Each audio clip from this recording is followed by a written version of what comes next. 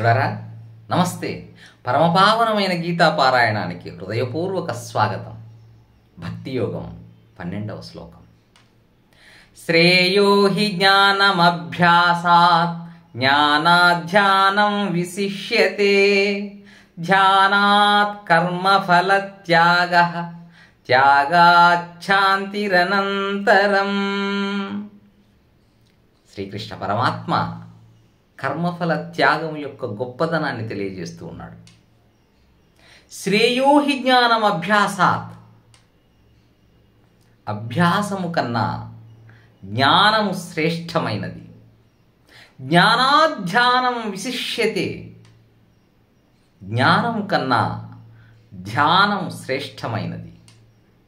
ధ్యానాత్ కర్మఫల త్యాగః, ఆ ధ్యానము కంటే కూడా కర్మఫల త్యాగం, కర్మఫలాలను త్యజించుట శ్రేష్టమైనది. త్యాగాచ్ఛాంతిరనంతరం, ఈ కర్మఫల త్యాగము వల్ల పరమశాంతి లభిస్తుంది. ఇందులో శ్రేయోహి జ్ఞానం అభ్యాసాత్, అభ్యాసము కన్నా జ్ఞానం గొప్పది, శ్రేష్టమైంది అంటున్నాడు పరమాత్ముడు. ఏ విధంగా? అభ్యాసం అనేది కొన్నిసార్లు యాంత్రికతతో కూడి ఉంటుంది. ఉదాహరణకి రోజు మనం పూజ చేస్తూ ఉంటాం. అలా అలవాటైనప్పుడు మన మనసు కొన్నిసార్లు అక్కడ లేకపోయినా శరీరము తనకు తానుగా దీపారాధన చేయడం కావచ్చు, భగవంతుని దగ్గర కూర్చోవడం కావచ్చు, ఇవన్నీ యాంత్రికంగా జరిగిపోతూ ఉంటాయి. మనసు అక్కడ లేకపోయినా అభ్యాసము వల్ల అలా జరుగుతూ ఉంది. అంటే అక్కడ వివేకము లేదు. భగవంతుడు అలాంటి అభ్యాసం గురించి చెప్తూ ఉన్నాడు.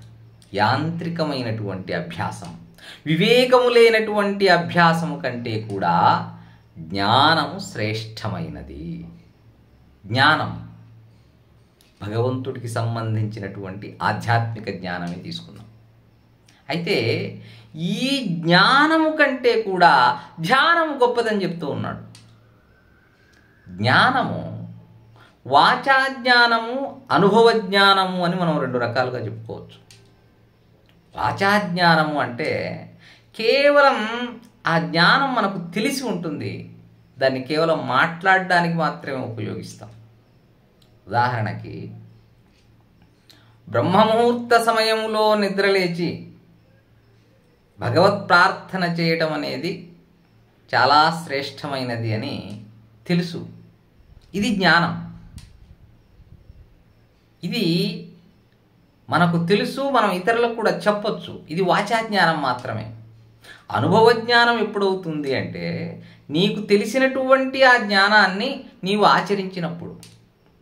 నీవు ఆ ముహూర్తంలో నిద్రలేచి భగవద్ధ్యానం చేస్తే అప్పుడు నువ్వు జ్ఞానాన్ని అన్వయించుకున్నావు, జ్ఞానాన్ని ఆచరించావు. అది అనుభవ జ్ఞానం. ఇక్కడ పరమాత్ముడు వాచాజ్ఞానం గురించి చెప్తూ ఉన్నాడు. ఎలా అయితే యాంత్రికమైన అభ్యాసం కంటే జ్ఞానం గొప్పదన్నాడో, అలాగే వాచాజ్ఞానము కంటే ధ్యానం గొప్పదంటున్నాడు. మళ్ళీ ఆ ధ్యానము కంటే కూడా కర్మఫల త్యాగం గొప్పదంటున్నాడు. ఎందువల్ల అంటే ధ్యానం మనం భగవంతుడిపైన మన చిత్తము, మన మనస్సును కేంద్రీకరించటం ధ్యానం. అయితే ఈ ధ్యాన అభ్యాసి, ధ్యానం చేస్తున్న వ్యక్తి కొన్నిసార్లు కేవలం ధ్యాన సమయంలో మాత్రమే తన మనస్సును పక్కకు వెళ్లకుండా, ప్రాపంచిక విషయాల వైపుకు వెళ్లకుండా నిగ్రహించగలుగుతాడు. అంటే ధ్యాన సమయంలో మాత్రమే మనస్సును నిగ్రహిస్తూ ఉన్నాడు. అదే కర్మఫల త్యాగంలో కర్మఫలాన్ని త్యజించేటటువంటి వ్యక్తి ఏం చేస్తున్నాడు అంటే, కర్మఫలాన్ని మనం భగవదర్పణం చెయ్యాలి అంటే నిరంతరం నిద్ర లేచినది మొదలు నిద్రపోయే వరకు మనం చేసే సమస్త కర్మల కర్మలను కూడా, కర్మల ఫలాలను భగవదర్పణం చేస్తున్నాము అంటే మనం ఎరుకలో ఉండాలి. ప్రతిక్షణం ఆ కర్మఫలాన్ని త్యజిస్తూ ఉంటాం అంటే నిరంతరం ఎరుకలో ఉన్నాం. ఏవైతే విషయ వాంఛలున్నాయో, ఏవైతే ప్రాపంచిక విషయాలున్నాయో వాటి నుంచి పూర్తిగా వైదొలగి ఆ బ్రహ్మమునందే మనస్సు నిలిపి ఉన్నాం. అందువల్ల కర్మఫల త్యాగము అన్నిటికంటే శ్రేష్టమైనదిగా భగవంతుడు తెలియజేస్తూ ఉన్నాడు. ఈ కర్మఫల త్యాగము వల్ల చిత్తమునందు చిత్తశుద్ధి ఏర్పడి చిత్తమునందు శాంతి లభిస్తుంది. ఆ పరమశాంతి కోసమే మహర్షులు తపస్సు చేస్తూ ఉన్నారు. మరి అలాంటి తపస్సు, అలాంటి పరమశాంతి భగవంతుడు మనకు ఎలా లభిస్తుంది అంటున్నాడు అంటే కర్మఫల త్యాగము వల్ల, కర్మఫలాలను త్యజించటం వల్ల. కర్మఫలాలను త్యజించటము అంటే అందులో కర్తృత్వ భావనను వదిలేస్తున్నాం, అహంకారాన్ని వదిలేస్తున్నాం, దోషాలను త్యాగం చేస్తున్నాం, ప్రాపంచిక విషయ సుఖాలను కూడా త్యాగం చేస్తున్నాం. అలా చేయటం వల్ల మన చిత్తమునందలి దోషాలన్నీ తొలగిపోయి శాంతికి మార్గం లభిస్తుంది. ఆ త్యాగము చేయటం వల్లనే శాంతి లభిస్తుంది. ఏవైతే మనం ఈ అహంభావం, కర్తృత్వ భావం ఇవన్నీ కూడా త్యాగం చేయటం వల్ల, విషయ సుఖాలు ఇవన్నీ త్యాగం చేయటం వల్ల, ఇవన్నీ వదిలేయటం వల్ల ఫలితంగానే మనకు శాంతి లభిస్తుంది. చిత్తశుద్ధి ఉంటేనే ఈ పరమశాంతి లభిస్తుంది. కాబట్టి మనసులో ఎటువంటి అహంకార భావన నెలకొనకుండా మనం భగవద్ధ్యానమునందు మన మనసు లగ్నం చేయాలి. ఇలాంటి భావనతోనే మనకు ధూర్జటి మహాకవి శ్రీకాళహస్తీశ్వర శతకంలో మనస్సు యొక్క పొగరణచమంటూ ఆ భగవంతుణ్ణి ఏ విధంగా ప్రార్థించాడో పద్యంలో తెలుసుకునే ప్రయత్నం చేద్దాం.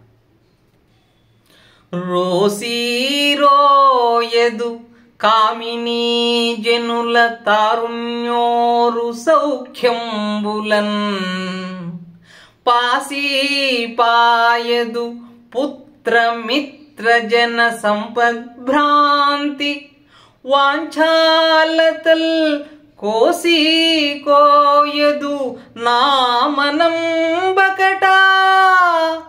నీకున్ ప్రీతిగా సత్క్రియల్ చేసి చేయదు దీని త్రుళ్ళడపవే శ్రీకాళహస్తీశ్వరా.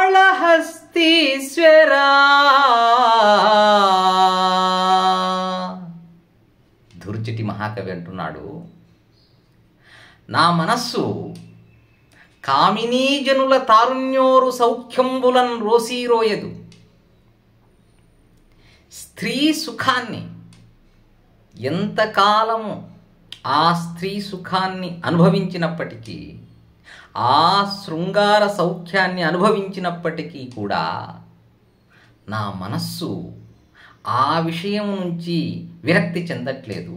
ఆ శృంగారంపై ఆసక్తి కోల్పోవటం లేదు. ఆ శృంగారం పైన అసహ్యం కలగట్లేదు.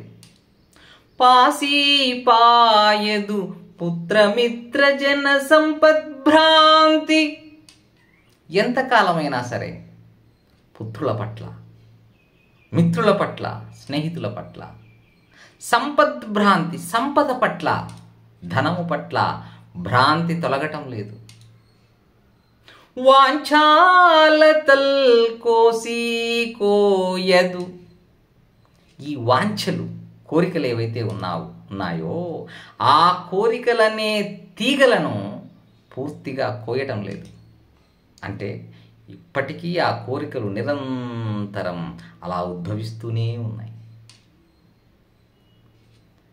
నీకున్ ప్రీతిగా సత్క్రియల్ చేసి చేయదు.